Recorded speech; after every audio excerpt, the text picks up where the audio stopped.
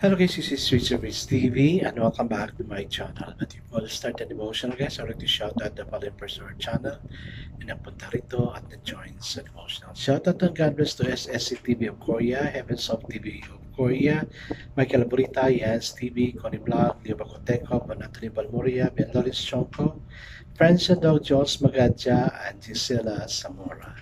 Shout out na rin sa mga hindi nakisabay na manood sa devotional but still napunta pa rin dito para manood at makinig sa devotional. God bless us all, guys.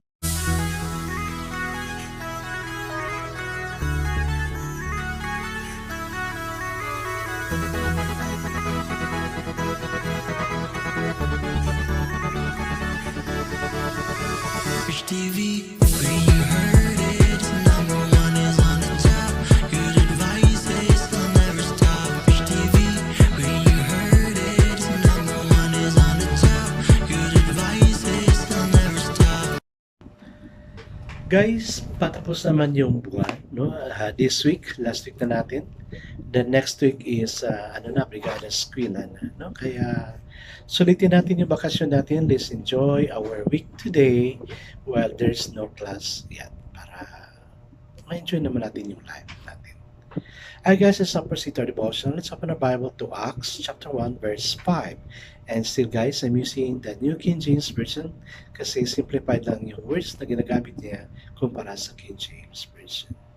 So the word of the Lord in Acts 1:5 says, "For John truly baptized with water, but you shall be baptized with the Holy Spirit not many days from now." Amen. Wow, galing. Holy Spirit naman baptized.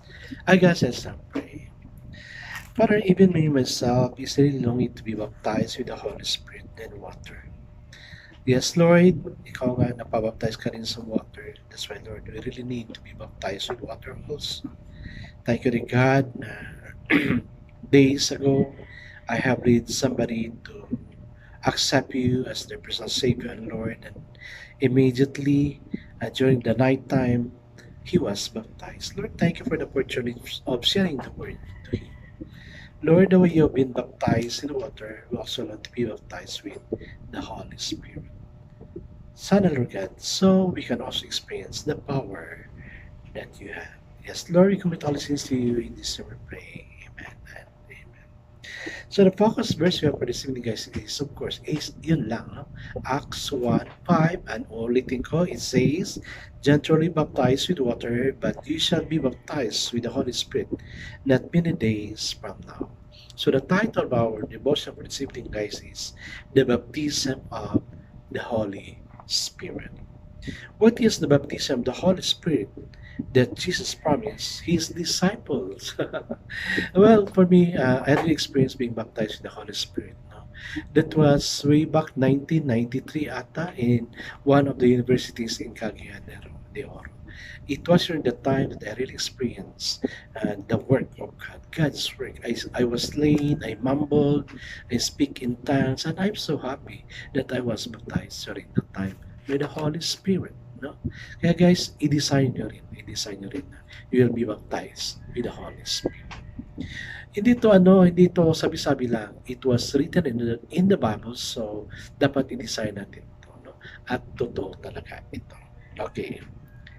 Can it be experienced today? Yes, it can still be experienced today. No? So, yung sinabi ko kanina, na nabaptize na young people, no? I explained to the mother kasi the mother is there, and then hiwalay sila ng asawa. Dalawa yung anak niya. Sabi ko sa kanya, while the baptism in water is going on, sabi ko, you compare your two children kung sino talaga sa kanila yung may Panginoon sa puso. The mother really cried intensely kasi natuwa siya. No? Iwan ko lang po yung mother na papabaptize na rin. Hoping na magpapabaptize din siya. What does it mean?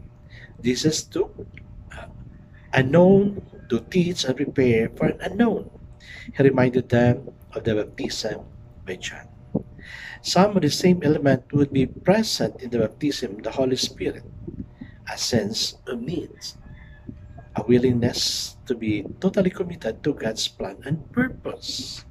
A realization of sin and inadequacy where necessary preparation. Yes, I have that one. Inadequacy, a sense of need, willingness to be totally committed to God's plan and purpose. Sana kayo din guys, mag-decide din sa ganito. But the great difference was that the person would be immersed not in water, but in the power of the Holy Spirit. The Spirit would come within a person as a new driving power to participate in the continuing ministry of love. Baptism of John was a baptism of repentance.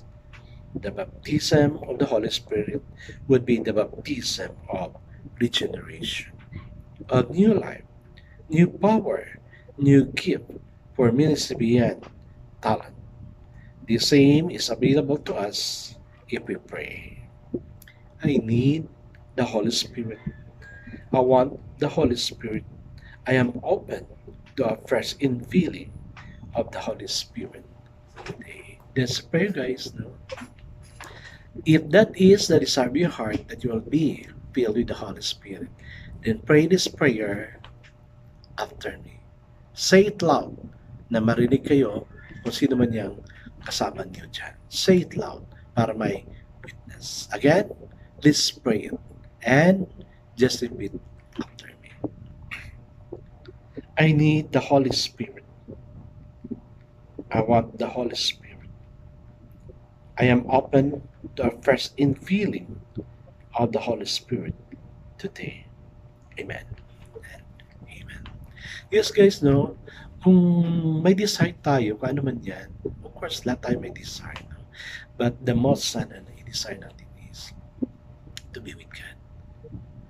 Jesus Christ is no longer with us, but the Holy Spirit is working in us. Guys, there is a prophecy na aliens will come sa 2027. And how would you fight alien if you do not have power? That's why at this time pa lang guys, dapat may power na tayo. Let's ask the Holy Spirit to be with us. Sabi ko nga, ano ba yan? I also asked that thing myself. Alien? Yes. May mga insect na nasa cosmic kaya ingat-ingat tayo kung ano yung mga nangangagat sa atin, yung mga nangangagat din sa mga prutas, mga gulay, ingat-ingat tayo. Kasi sabi sa prophecy, it will transform to man. Hantavirus, yun. Totoo yun. Sabi ng prophecy. At nadami daw yun. Kaya, no matter how much we go away, punta tayo sa bundok, wala tayong magawa. Kasi, elsewhere we go, andoon yung enemy.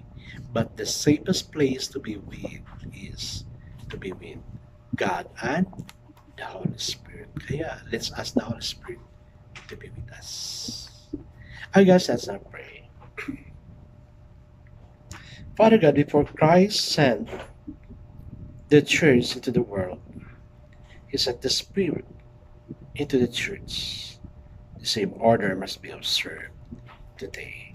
Amen and amen.